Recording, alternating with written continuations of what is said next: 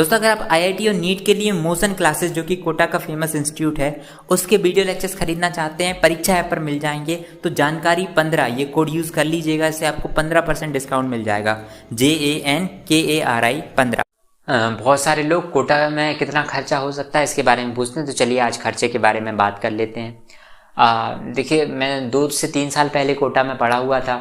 उस समय कोचिंग्स के रेट अलग थे, हॉस्टल्स के रेट्स अलग थे। कोचिंग्स के रेट तो हो सकता है बढ़ गए हों, हॉस्टल्स के लगभग उतने ही रहे होंगे। जो नए रिवाइज्ड रेट्स हैं फीस के कोचिंग इंस्टीट्यूट्स के, वो मैंने बहुत टाइम से नहीं देखे हैं। जहाँ तक मैं अंदाज़ा लगा सकता हूँ तो अंदाज़ा लगाएंगे, गलत हो सकते हैं। आप वेबसाइट पे जाओ, उधर पे थोड़े से चेंज मिले तो आप प्लीज़ थोड़ा सा ऐसा चलना कि हाँ, मुझे थोड़ा सा स्पेस देना कि मैं गलत हो सकता हूँ, मुझे हमेशा एक्यूरेट मत मानना। हम मोटा मोटा लेके चलेंगे। अगर मैं 1:30 बोलूँ, उधर 1:40 है वेबसाइट पे, तो आप अपने मन में 1:40 रखना, ठीक है। पर मैं जस्ट बता रहा हूँ आपको। तो जिस टाइम मैं गया था तब रेजोनेंस में 1 साल के लिए 13th यानी कि 12वीं के बाद क्लास के लिए 1,36,000 फीस थी जेईई मेंस एडवांस की, जेईई एडवांस की।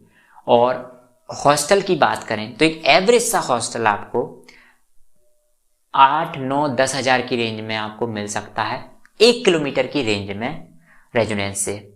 तो अगर आप वहाँ पे जैसे कि अगर आप वहाँ अप्रैल में जाते हैं और वहाँ से आप मार्च में वापस आ जाते हैं, 11 महीने लेके चलते हैं, तो 11 महीने का जो हॉस्टल का आपका रेंट हो गया, जिसमें आपका खाना भी आ जाता है, लॉन्ड्री वगैरह वॉश, आपके क्लॉथ वॉशिंग आ जाती है ना, लॉन्ड्री वो उसी को ही तो कहते हैं मैं भी, और वॉशरूम वगैरह साफ सफाई उसका, और आपका रूम में झाड़ू पोछा, ये सारा आ जाता है एक एवरेज हॉस्टल में। और खाना, मेस का खाना, तो 8, 9, 10 हज़ार इस रेंज में आपका एक रूम अच्छे से आ जाएगा 1 किलोमीटर की रेंज में। 11 महीने के लिए इसका इंटू करते हैं तो कितना रेट आ जाएगा इसका, 9,000 लेके चले हम, 90,000, 99,000, 1 लाख रुपए आपका रहने का हो गया।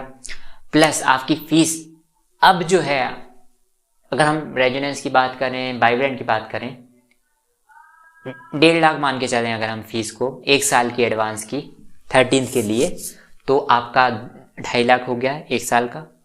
प्लस आपका खर्चा, आप अपने बच्चे को मंथली कितना एक्सपेक्ट करते हो कि आपका जो लड़का है, लड़की है, या आप खुद ही स्टूडेंट हो तो, कि वो कितना खर्चा 1 महीने में कर देगा, वो आपको जोड़ना है। तो 2.5 lakh plus your monthly expenses जो भी आपके होते हैं, मतलब आपके बच्चे या फिर जो देख रहा है, तो आपका इतना आपका 1 साल का लग सकता है। जेईई मेंस के लिए अगर आप जाते हैं तो हॉस्टल का तो आपका वही रहेगा। मेंस का जो आपका फीस होती है रेजिडेंस की, वो मेरे टाइम पे 85,000 थी, या मुझे डिस्काउंट मिला था, 10-20% मुझे डिस्काउंट भी मिला था। 83 के समथिंग मान लीजिए। एलएम की थोड़ी सी कम होती है, 70-60, मेरे टाइम पे तो 63 थी। अब हो सकता है 70-80 भी हो, तो 70,000 और 80,000 मेंस अकेले की बता रहा हूँ मैं। और एडवांस की 1,10,000 थी मेरे टाइम पे। तो फीस तो आप वेबसाइट से देख लीजिएगा, और नहीं हुआ तो मैं ही बता दूंगा आपको कभी किसी वीडियो में। और रहने का आपका वही 1 लाख समझ लीजिए 1 साल का, ये तो पक्का है 1 साल रहने का।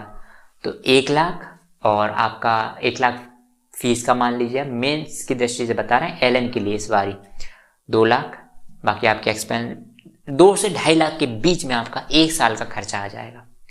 अब आप इसको मिनिमाइज कर लेंगे। हॉस्टल को अगर हम ले, पीजी को लेंगे तो आपका पीजी आपका 3,000-4,000 के बीच में पीजी हो जाएगा, और 2,000 से 2,500 के बीच में आपकी मैस हो जाएगी। तो हम 4 + 2.5 कितना हो गया, 4 + 2.5 4 और 2.5 6 65, यानी कि 6,500 इंटू 11 65,000, 71-72,000, 72,000 मान लो। तो आपका पीजी में अगर रहते हो तो 72,000 का खर्चा है ना, अराउंड डेट। ऐसा नहीं है कि हॉस्टल 8-9 हज़ार 10 हज़ार में ही रहे, हॉस्टल 5-6 हज़ार में भी मिल जाते हैं सारी सुविधाओं के साथ। 2-3 किलोमीटर रेंज होगी आपकी कोचिंग इंस्टीट्यूट से, तो आपको 6,000-7 हज़ार में भी हॉस्टल मिल जाएगा। तो पीजी की तरह ही वर्क करेगा वो आपका। लेकिन आप पीजी लेंगे तो आपको थोड़ा सा है ना, दोनों चीज़ें करनी पड़ेगी। खाना कहीं और खा रहे हैं आप, पीजी में आप रह रहे हैं, और वहाँ पे 5 बच्चे होते हैं, 5-6 बच्चे पीजी में। वॉशरूम कई बार एक ही होता है, 1 या 2 ही होते हैं, तो आपको मैनेज करना पड़ता है। खाना खाने के लिए बार बार बाहर जाना पड़ता है, टिफ़िन या होता है तो टिफ़िन आपको रखना पड़ता है। तो ये प्रॉब्लम होती है पीजी में। प्लस लॉन्ड्री अलग से लगवानी पड़ती है, या और झाड़ू पोछा के लिए अलग। तो पीजी में थोड़ा सा ना आपको, जैसे कंप्यूटर नहीं हम असेंबल करते हैं गेमिंग कंप्यूटर, तो ऐसा आपका पीजी में हो जाता है। और हॉस्टल की बात करें तो हॉस्टल आपका बिल्कुल थोड़ा सा फ्री हो जाते हो आप। ये आपका इतना खर्चा आएगा। अब हम बात कर लेते हैं उन एक्सपेंसेस की जो कि आप मंथली आप सोच सकते हो कि यार मेरे बच्चे को ये ज़रूरत पड़ सकती है। तो सबसे पहले तो उसमें यह आ जाता है कि आपके नोट्स वगैरह हो गए, है ना। तो नोट्स आपके 20 नोट्स, और हर एक की कीमत कितनी होती है, 70 से 80 रुपये लिखने वाले, जिनमें हम लिखते हैं। तो 70 से 80 रुपये के पर नोट के हिसाब से 2000 रुपये के आपके साल भर के नोट्स ले लो, एक साल के, और पेन वगैरह मिला लो तो 200 रुपये उसके। तो ये आपका नोट्स का हो गया। उसके अलावा आपके कुछ ऐसे कपड़े होंगे जो कि रोज़ रोज़ धोने होंगे। बर्तन आपके 1-2 चीज़ें ऐसी होंगी, बच्चे की टिफ़िन वगैरह और कुछ प्लेट वगैरह जो कि आपको धोने पड़ेंगे। तो उसके लिए बर्तन धोने का बार, ब्रश, पेस्ट, और उसके अलावा आपकी और क्या हो सकता है आपका ये छोटे मोटे खर्चे। बच्चों को कई बार एक मैन जो हर महीने में खाने में पैसे जो आपके खर्च होंगे, बच्चों को कई बार मैस का खाना पसंद नहीं आता 2-3 महीने के बाद। उनका रात को मन नहीं है, सुबह मन नहीं है, दोपहर को भूख लगाई, शाम को भूख लगाई, तो उनके 25 से 50 रुपये से वो खर्च होंगी खाने पीने के पीछे। तो महीने में वो कितने दिन होते हैं आपको ये देखना है, तो वो भी आपका खर्चा लगेगा। प्लस इसके अलावा आपका कोई खर्चा नहीं लगता है। अगर आपका जो बच्चा है उसके पास साइकिल है तब तो ठीक है, नहीं तो ऑटो से जाना पड़ेगा। तो 10-15 रुपये 20 रुपये के समथिंग आपके ऑटो के लग जाएंगे आने जाने के। तो उस हिसाब से भी आप कैलकुलेट कर सकते हैं। मैं ही करके बताऊँ, देखो मैं करके बताता हूँ। आपके 30 दिन में से आपकी मान के चलो, अगर 24 दिन क्लास लगती है तो आपका आने जाने का 30 रुपये मान लो, है ना, 15 मान लेते हैं चलो, अगर आप शेयरिंग ऑटो भी करते हो तो 30 रुपये मान लिया आने जाने का, एक दिन का, 10 दिन का 300 रुपये, 600 रुपये, 750 रुपये आपके ऑटो के लग जाएंगे। तो ये हो गया।